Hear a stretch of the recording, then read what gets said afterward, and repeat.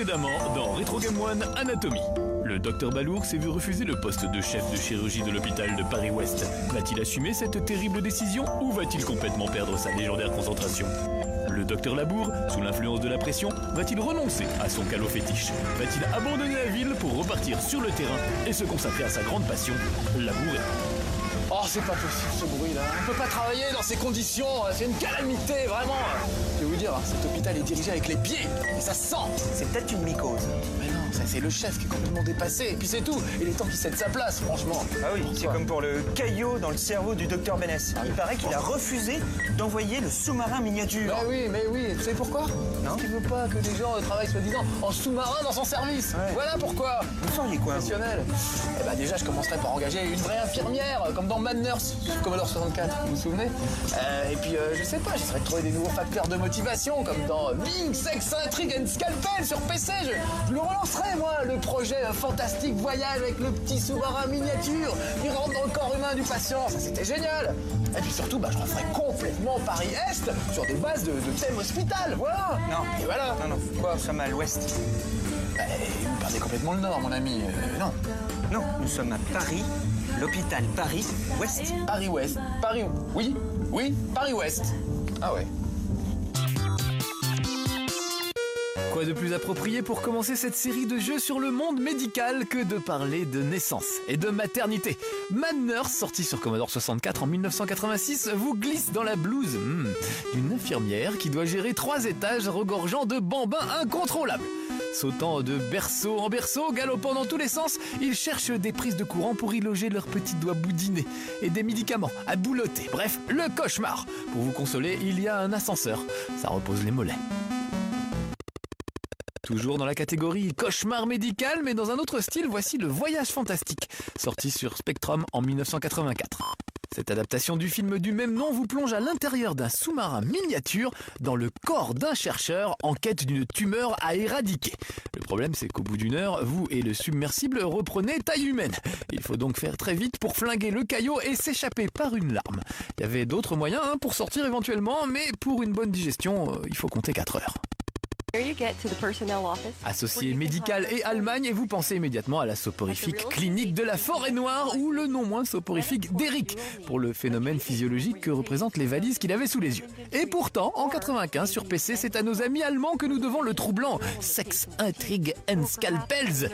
Ce jeu de stratégie aux accents érotiques vous met au défi de construire un hôpital digne de ce nom, puis d'en recruter le personnel. Le bonheur résidait dans la bêtise des docteurs et bien sûr la taille des bonnets des infirmières. Pour terminer cette première salve, voici une petite merveille du genre stratégie médicale, thème hospital. Tout aussi drôle et complètement désexualisé, ce jeu sorti en 1997 sur PC est néanmoins bien plus profond. En tant que directeur, il faut agencer au mieux les différentes étapes, du diagnostic aux soins, recruter les bonnes personnes, des agents d'entretien aux médecins, afin d'accueillir le maximum de patients dans les meilleures conditions possibles. Maladie bénigne, épidémie, tout y passe et il faut parvenir à y faire face. Génial. Tu m'as bipé ? Qu'est-ce qu'on a ? Temps pour faire la fête. Allez, arrête, qu'est-ce qu'on a ? Temps pour être heureux. Oh, Balourg, ça suffit. Professionnel Pardon, un peu là. chef. Qu'est-ce qu'il a celui-là encore ? Ray Ventura, jeune homme de 24 ans. Ouais. Accident de la route, pas de ceinture. On n'arrête pas de dire qu'il faut mettre la ceinture. Mais la Eh ben là, il n'y a pas de ceinture, ceinture. Alors, il a plus toutes ses dents, déchirure abdominale, Ouais, trauma crânien. Et là, Ouais. on attend le bilan trauma et les radios. Eh ben, c'est pas beau à voir. Docteur Balourg, Ouais. on dirait une petite queue de... En tire-bouchon, tiens. Ouais, de cochon. C'est marrant ça, comme truc. Et à côté, on dirait une belle paire de... Oh, 2, pas tellement, il y a plus des balles de golf, je Oui, trouve. enfin, vous Non, m'avez pas laissé finir ma phrase, mais... non, bah non, qu'est-ce qu'il a ? Qu'est-ce qui se passe ? Il dit qu'il nous entend. Ah, oh, excusez-nous, monsieur Ventura, hein. On va s'occuper de vous tout de suite, Ray, hein. Le docteur Labour va vous préparer pour l'opération. Ne vous inquiétez pas. Voilà, il me paraît bien. On pourrait y aller là. Balourg. Ouais. Ray. Vous voulez que je vous le place sur le côté ou au milieu? Oh, c'est bon, ça, c'est lourd. Dis donc Labour, c'est d'ergoter, hein. C'est pas à pondre des blagues minables qu'on va aider ce pauvre coq à se revigorer, hein. Vous me filer la chair de poule. Ouais, de bonnes plaisanteries. Hein, vous allez mettre Microsurgeon, tiens, sur une télévision. Vous mettez de côté 2 niveaux de Life and Death, abdomen et cerveau. Hein, et puis surtout, ah oui, Virtua Surgeon Open Heart. Je sais jamais ce qui peut arriver. Hein. Vous suspectez quelque chose, Balourd? Eh oui, l'amour. Une épidémie de grippe aviaire, peut-être même porcine. Et voici Microsurgeon, sorti sur Intellivision en 1982. C'est un des tout premiers jeux à nous plonger dans la complexité du corps humain et bizarrement, il aborde la chose sous son côté réaliste. Tout d'abord, vous analysez les données de l'un des 197 cas proposés pour déterminer l'origine de la maladie ainsi que la partie à opérer. Ensuite, avec votre robot médecin, vous soignez votre patient en lui administrant de l'aspirine, des ultrasons ou des antiseptiques. Oui, devant ces images, je comprends que vous aussi, vous soyez sceptique. 5 ans plus tard, sur PC, la chirurgie est à la fête avec Laser Surgeon. Des couleurs et des gueules sûrement plus que les patients, mais ça c'est difficile de le savoir car tout se passe au plus profond de l'organisme. En effet, c'est au moyen de l'écran de contrôle du microscope chirurgical que vous tentez de soigner les cellules malades et de gravir tous les échelons, du simple interne jusqu'au chirurgien de renom. Une fois encore, c'est le côté simulation qui est mis en avant et du coup à l'écran, c'est pas très sexy. Un an plus tard, Life and Death sort sur Amiga. Moins scolaire et plus rigolo, vous commencez par ausculter votre patient en lui palpant par exemple l'abdomen.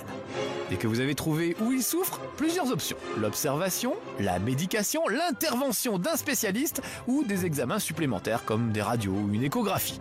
Certains cas nécessiteront que vous passiez à la table d'opération. Et alors là, attention à l'hygiène. À la moindre erreur, c'est le retour à l'école médicale.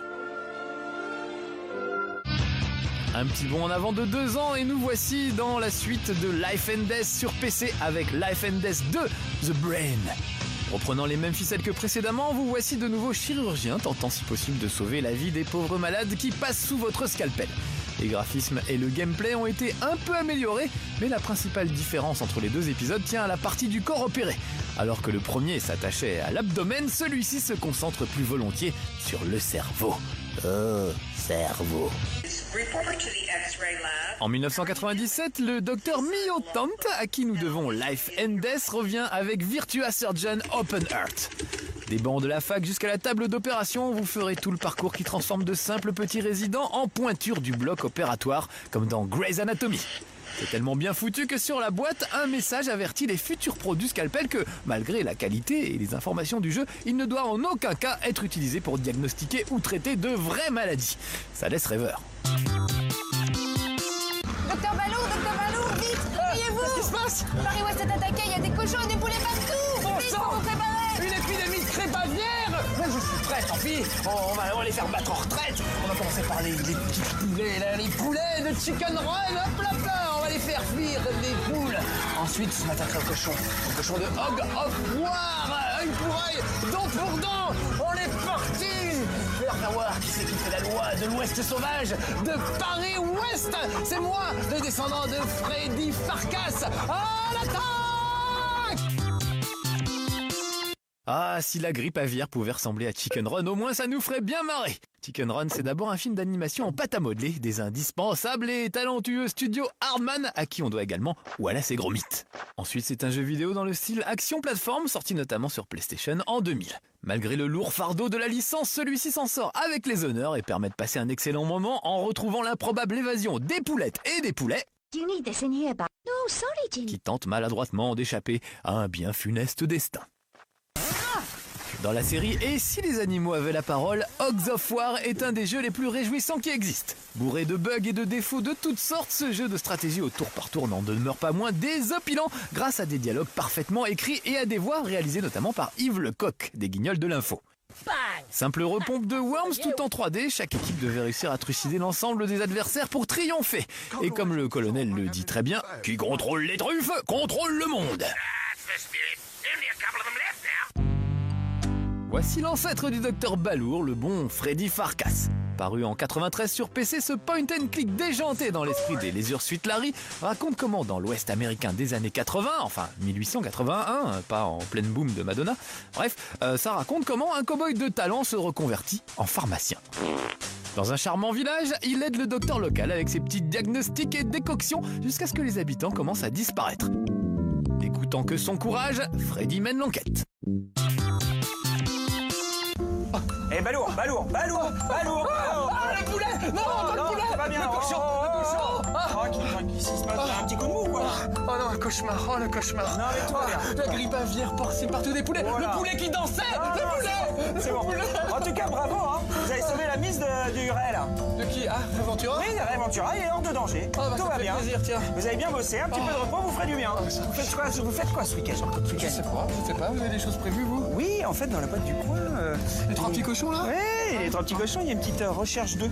Ah oui, pour Pâques? Bah oui, Pour ça? hein, il y aura plein de poulettes. Ah oui, oh non, c'est fini les Non, poulettes. ça veut dire quoi? Oh non, je préfère partir à la pêche tout seul. D'accord. Tout seul. En plus, la dernière fois, j'ai attrapé un truc comme ça. Non. J'ai tiré quand même.